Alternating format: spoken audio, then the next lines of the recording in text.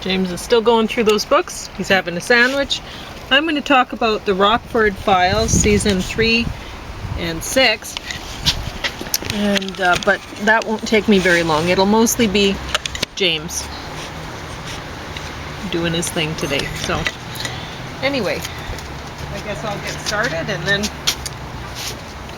So is this peanut butter then? No, it is mustard, Dijon mustard. Oh, okay.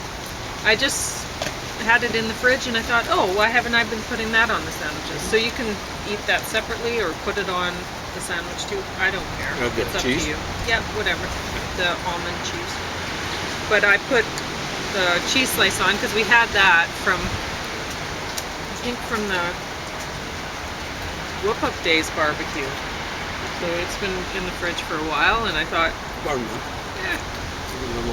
do those cheese slices expire? I don't know. Well, I don't eat them. Depends on the kind. Is it K brand? It probably is, or maybe a knockoff. Because I think Co-op was sponsoring the thing, so it could be like a Co-op brand. Yeah, there we go. Right? I don't mind advertising Co-op, but the other stuff. Anyway. The K brand, KR brand is like Brooklyn. Yep. So, season 3 of Rockford was better than season 6. But thank you, Vulcan Public Library, for... Thank you, Vulcan. No, it's just, I don't know. I remember I had talked about, I think it was season 4, on the end of the thing, there was extras about, like there was a show that rated the top TV detectives and stuff like that, rated the TV detectives. And the show rated Magnum PI at the top. And I was like, I don't know about that. I never really got into Magnum PI. I know about it. It's not number 1. It's not number 1. And it is funny, but it's because they've got the real comedian is the English guy, and they've got a good working relationship. That's true. Selleck they and do him, have, but yeah, it's because the English guy is so good. Selleck is playing straight man to him. So all he's got to do is kind of wiggle his eyebrows. And in that show, they mentioned, like, they interviewed, what's his name? The guy who plays Rockford. James Garner. James Bumgarner. Yeah. And he'd said that he just had to stop with making the Rockford Files shows because it was really beating him up too much. He was working really long hours. 16 hours at a shot, like I think you were saying he was day. And anyway, which is too bad because I mean Rockford's way better than Magnum. Yeah. But they didn't rate it that way in the show. Okay. I think they rated... Didn't rank it top 10 though? Oh, Columbo was 2, I think. 2. And I think Rockford was 3. Well, there we go. Columbo's probably Columbo is, 1. Yeah, I would rate him number 1. All-time favorite, and it dates back to the 70s. So great. Peter Falk, was that his name? Something yeah. Like that. Awesome. He was awesome. And honestly, I don't think they could have gotten anybody to play him better, right? Like, they did a good job picking the actor to play Rockford too, because I don't think they could have gotten anybody better. He was great. I can't see them working on him 16 hours because it seems as though he's kind of I can't see them doing triple takes or stuff like that. But now that I watched the this, I don't know if this is the end of the Rockford Files. It's disc 2, season 6, disc 2 from the Vulcan Public Library, and I don't know if this was all that they did, or if there's more discs in season 6. I'm not sure. But all I got were disc 1 and 2 from the Public Library at Vulcan. So that's, I don't know if there's more available. That's all that's available to me right now. So anyway.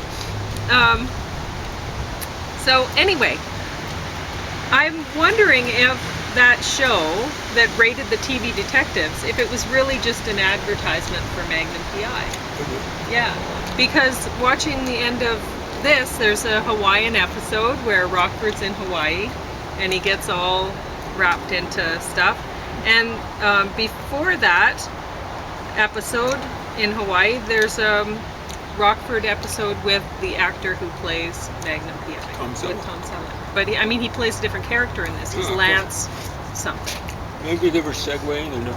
Yeah, I think so. I think they were just, that show was just, let's give a bump to Magnum PI to get people watching that instead. Because I think probably they, in the show anyway, in that show that rated the TV detectives, they'd interviewed Rockford, and he'd said he was just too beat up, he couldn't do it anymore.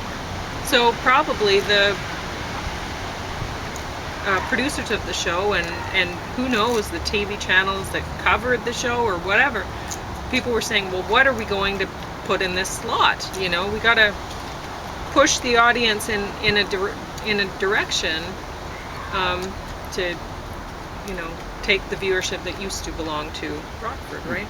And I think that's what they were doing, because honestly, I can't see Magnum PI rating #1 detective. I don't even know if he'd be in the top 10, honestly. So, anyway. See, they might have thought, that's the formula, they replaced dark-haired, handsome-looking guy with another one. Yeah. But, you know, it's Burt Reynolds who said that Magnum PI stole his look, which was a mustache, dark guy, kind of hairy and stuff like that. Mm-hmm. And I don't know, it's a different kind of look. It is. They kind of got him dressing down James Garner. He looked fantabulous in a three-piece suit too. Generally, he's wearing something like a sports coat, not so much a suit coat, and he's not wearing a tie. No. Anyway, so. But the big difference I was going to say, sorry. No, that's okay. I was too busy chowing down on a sandwich to. I'm still up. I'm not going to apologize. Anyway, the big difference is James Garner is movie quality. It's Hollywood movie quality. Yeah. He's not like Jimmy Stewart. No, but Magnum PI is not. Or Tom Selleck, whatever. Magnum PI is a glorified cigarette ad model. Yes. So he's not even a model for moving pictures, you know, like for ads.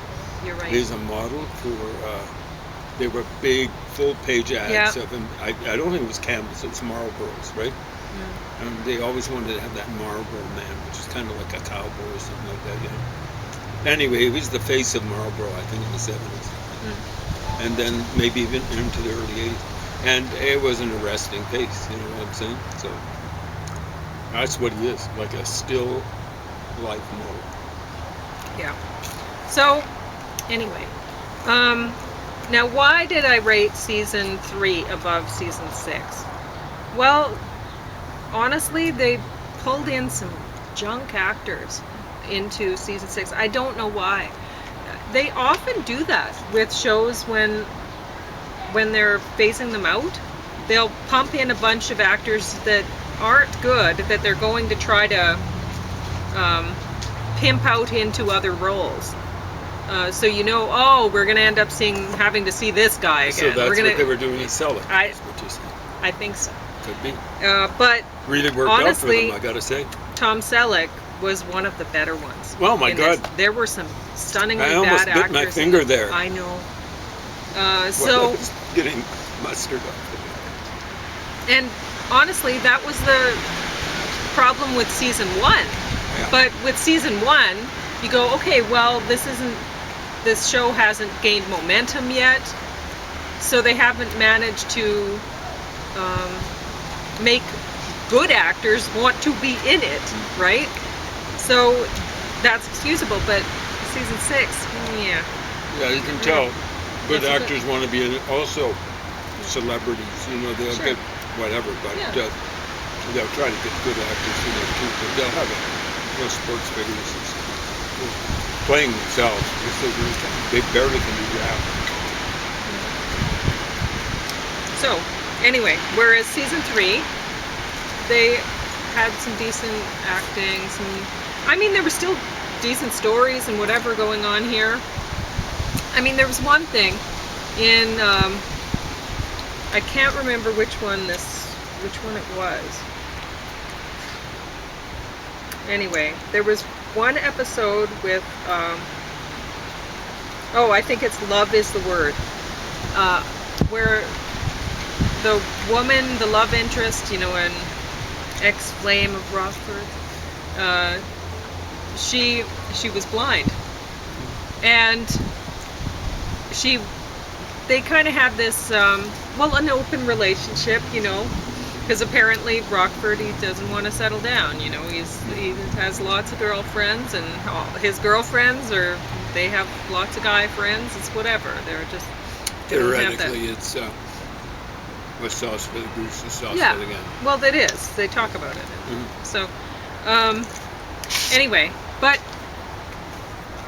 at the same time, he's a little bit possessive, like he doesn't want to... He wants this relationship to continue as it is, right? But he's understanding. He realizes, she wants to have a child or whatever she's thinking about it. And, afterwards he's telling her, well, if you decide to have a child, I think you'll make a really good mom and whatever.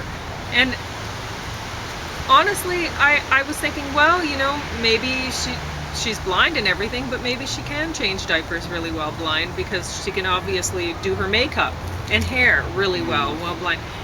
Honestly, watching the episode with the blind woman with the, lovely makeup and everything, I'm thinking, really? Is she well off? Like, where she can afford a makeup like a live-in makeup? I don't think so. Anyway, but I guess Hollywood likes to doll up the ladies. It just seemed ridiculous. Whatever. So that's all I really had to say about these. So James, go on and talk about your books. Well, other people's books that you're reviewing. Can you talk just a bit more? Oh, because you have a few books. Yeah, it's the best advertisement for salmon. I'm going to finish it up before I do the ad. I like to see an ad like that, Yeah. Well, I guess that's... Can you talk how good this cheese whiz sandwich is? Just wait until I finish it up. Yeah. Of course. No, we haven't been given cheese whiz for free, but cheese slice, that's a real treat. We haven't gotten that. Well, we'll probably have to wait until next year's Whoop Up Barbecue to get another cheese slice for you. But I have one left. Pretty fancy. It was kind of an admission of a guilty pleasure when I was a kid. I liked cheese whiz. Yeah. Of course. Who didn't? I mean, that was every mother's way, or grandmother's way. I've got such a lousy taste in food. It's just... Yeah. That was every whoever was preparing the food, I guess mom or grandma, whatever, way of selling celery to kids. There's no way kids would go after celery, but you put some cheese whiz on it and giddy up. Yeah, I used to love that. You can't be on me. You have to be on something else. Is that a ladybug? Yep, just take the flour.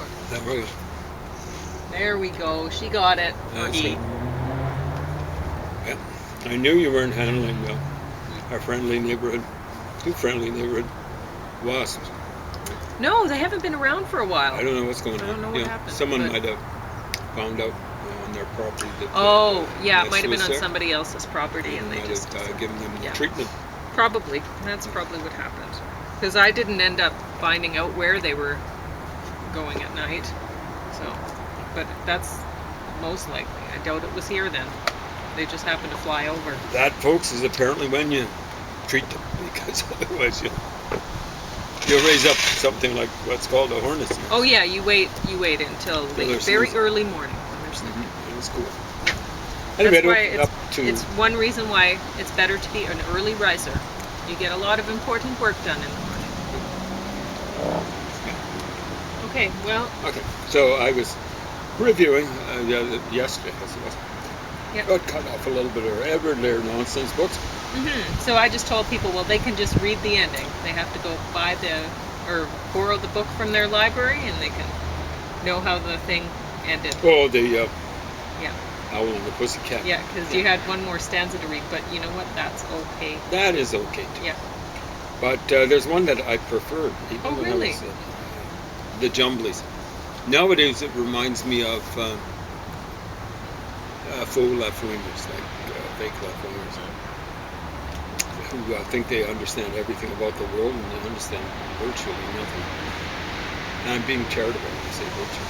The Jumblies. Wait a minute, I should do the thing, because you know, like, well, you probably did this when you were a little kid, and I know I did when I was a little kid. When my mom would read to me, I would be looking over. So you go ahead and read it. I'm looking at pictures. There might be. No, it's okay. Only one. There's only one picture. I would also read along with her, so that helps. Okay. So they went to sea in a sieve. They did. In a sieve, they went to sea. In spite of all their friends could say, on a winter's morn, on a stormy day, in a sieve they went to sea. And when the sieve turned round and round, and everyone cried, "You'll all be drowned," they called aloud, "Our sieve ain't big, but we don't care a button, we don't care a fig. In a sieve we'll go to sea. Far and few are the lands where the Jumblies live. Their heads are green, their hands are blue, and they went to sea in a sieve. They sailed in a sieve, they did. In a sieve they sailed so fast, with only a beautiful pea-green veil, tied with a ribbon by way of a sail to a small tobacco pipe mast. And everyone who saw them go, and everyone said who saw them go, oh, won't they soon be upset, you know? For the sky is dark and the voyage is long, and happen what may, it's extremely wrong in a sieve to sail so fast. Far and few are the lands where the Jumblies live. Their heads are green and their hands are blue, and they went to sea in a sieve.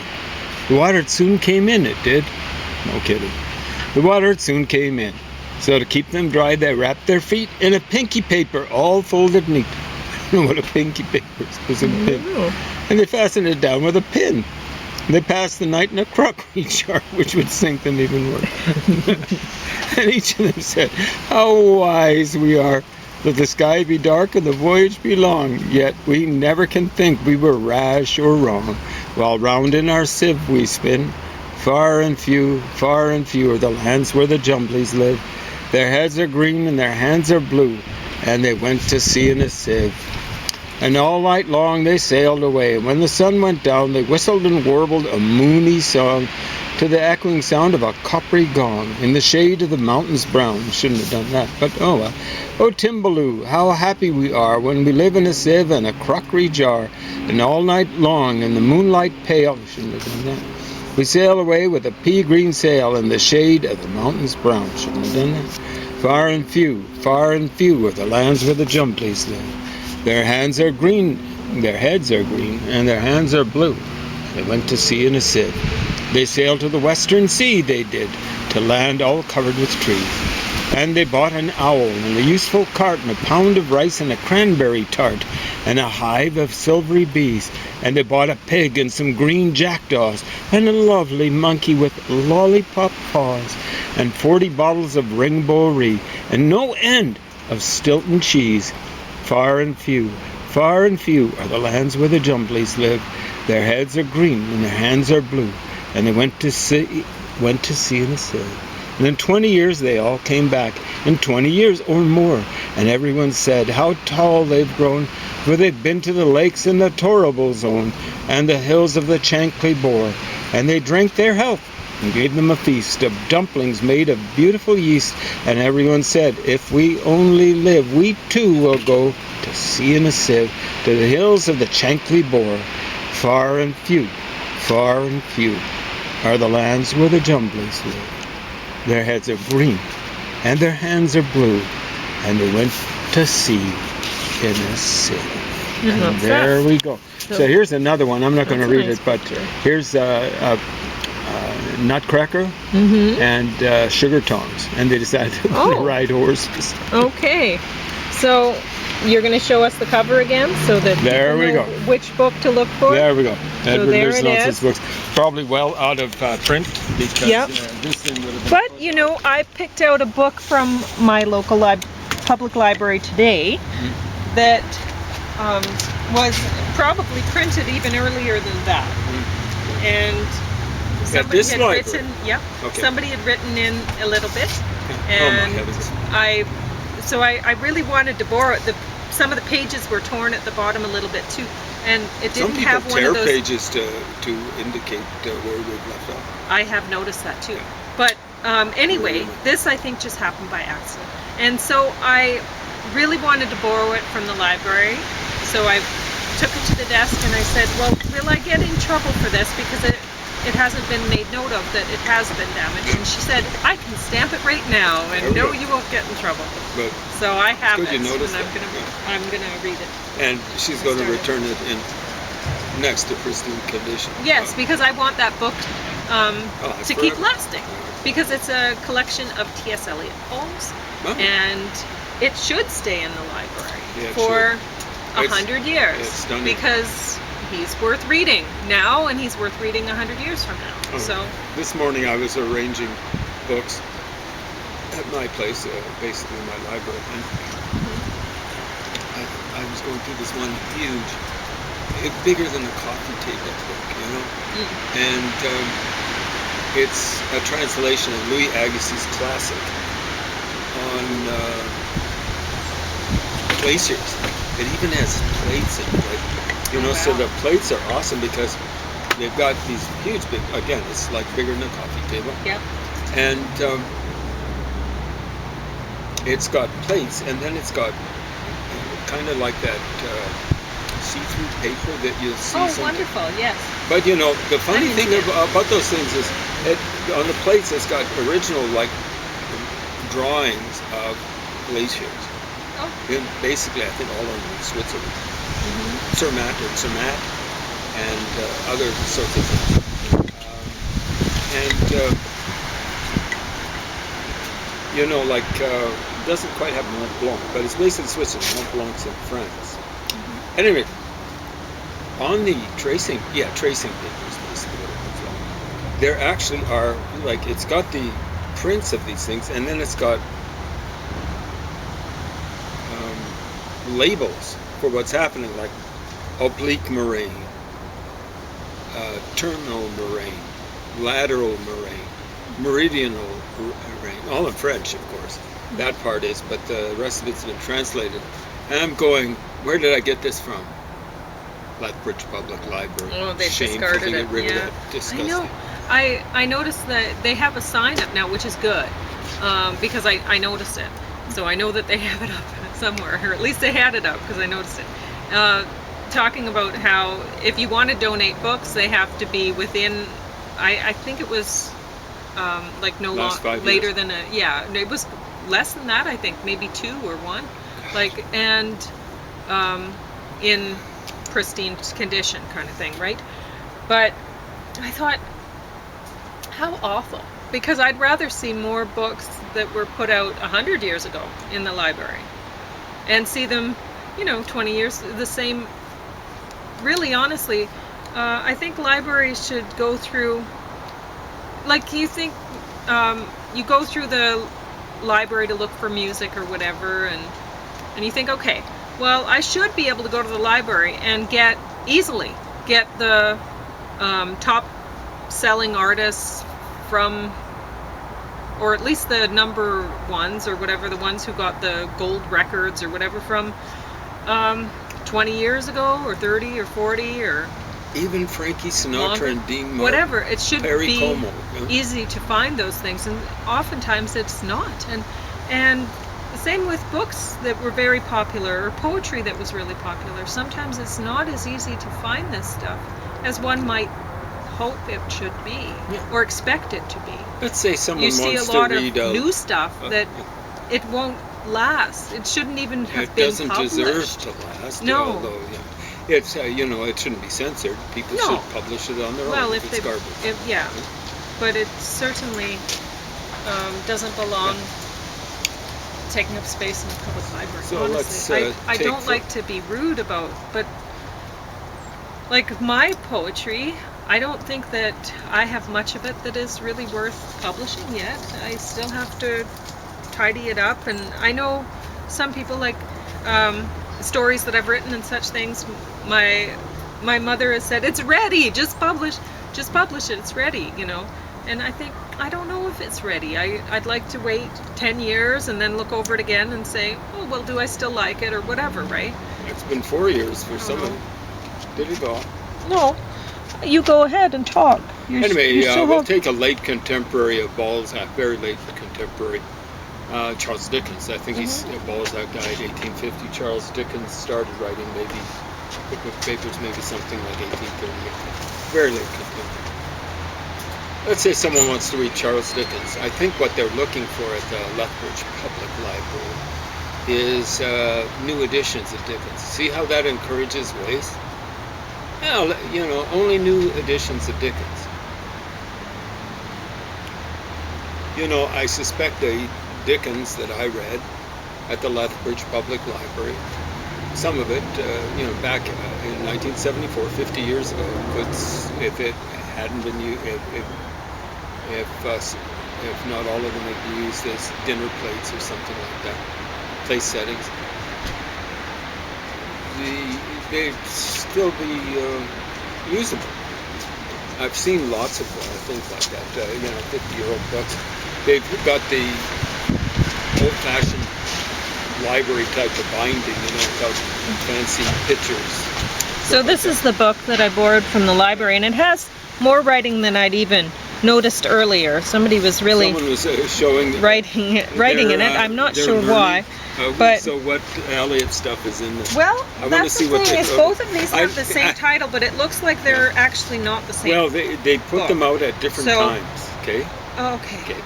So let's see when this one was published. 1930, and then there were editions put in 34, 36. When was that one? What's more recently? But I don't know. Okay. More recent. Yeah, let's see.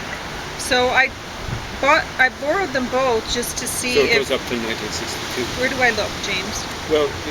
Okay. Reset in 2002. Is that No. what I'm looking for? Okay. What am I looking for? We're looking. Collected Poems, 1909, 1962. Yeah, I know, but they're the same title. Yeah, it doesn't And matter. I was wondering he if kept they on were the putting same. more stuff out as he was living, right? Yeah. But I was just wondering if they're the same book. So can you go to page 38?